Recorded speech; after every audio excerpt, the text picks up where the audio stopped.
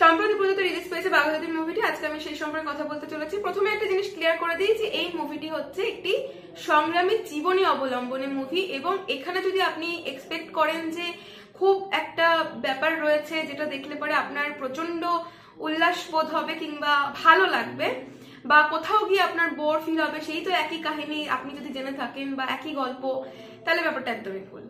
কারণ হচ্ছে যে আপনাদের সামনে যে দৃশ্যগুলোকে উপস্থাপন করা হয়েছে A to Z তার জীবনী অবলম্বনে কোথাও কোনো ভুল নেই। যা যা গল্প রয়েছে তার জার্নি, বাঘাযতীন থেকে সংগ্রামী হওয়ার, সমস্তটাই এখানে দেখানো হয়েছে। এবং আপনার কোথাও কি একটা ফিল হবে যে আপনি ওই এরাতেই চলছেন, মানে ওই সমস্ত ঘটনা আপনার আশেপাশে ঘটছে কিংবা আপনি ওই সমাজের মধ্যেই রয়েছেন। প্রত্যেকটা কাস্টের অভিনয় অসাধারণ, প্রত্যেকে তাদের সম্পূর্ণটা দিয়েছে এবং কোথাও মনে হবে না যে শুধুমাত্র দেবকেই প্রাধান্য দেওয়া হয়েছে, বাকি কাস্টে কোনো ভূমিকা নেই। তার কারণ ইকুয়ালি প্রত্যেকটা সংগ্রামী কিংবা তার ফ্যামিলি বা বন্ধু যারাই রয়েছে গুরুত্বপূর্ণ এবং প্রত্যেকেরই সমানভাবে প্রায়োরিটি দেওয়া হয়েছে।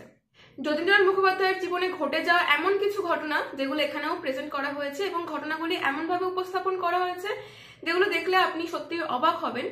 খুব ডিটেলসে, ছোট্ট সিন হলেও বা বড় সিন হলেও খুব ডিটেলসে প্রেজেন্ট করা হয়েছে। যেমন হচ্ছে যে বোম ব্লাস্টের সিন কিংবা তার গ্রেপ্তার হওয়া বা বুড়ি ম্যাডামের যুদ্ধ এবং একদম শেষে যে পার্টটুকু রয়েছে। এখানে শুধুমাত্র যে দুই পক্ষের মধ্যে এক পক্ষকে সবসময় নিচু দেখানো হয়েছে কিংবা অন্য পক্ষকে সবসময় তুলে রাখা হয়েছে এমনটা নয়, দুটো প্রতিনিধিকেই সমানভাবে প্রাধান্য দেওয়া হয়েছে।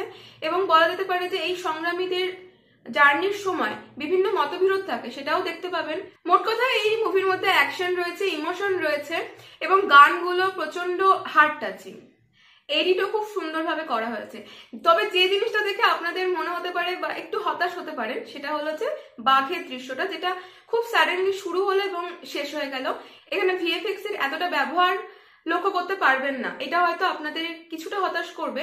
তবে আমি বলবো এই পার্টিকুলার সিনটাকে যদি রাখা হয় একটা বেসিক ভাবে, বাকি সিনগুলোতে আপনি কোথাও হতাশ হবেন না। ওভারঅল খুব ভালো মুভি। মুভিটি সকলের দেখা উচিত, বিশেষ করে ছোট থেকে বড় প্রত্যেকেরই। আর যদি পরিচালক অরুণ রয়ের কথা বলি তাহলে ওনার রান্নার হাত সত্যিই খুব ভালো। ভিডিওটি ভালো লেগে থাকলে অবশ্যই লাইক করেন, বন্ধুদের সাথে শেয়ার করতে ভুলবেন না। চ্যানেল নতুন হয়ে থাকলে সাবস্ক্রাইব করে রাখবেন। দেখা হচ্ছে পরের ভিডিওতে। ভালো থাকুন, অসংখ্য ধন্যবাদ।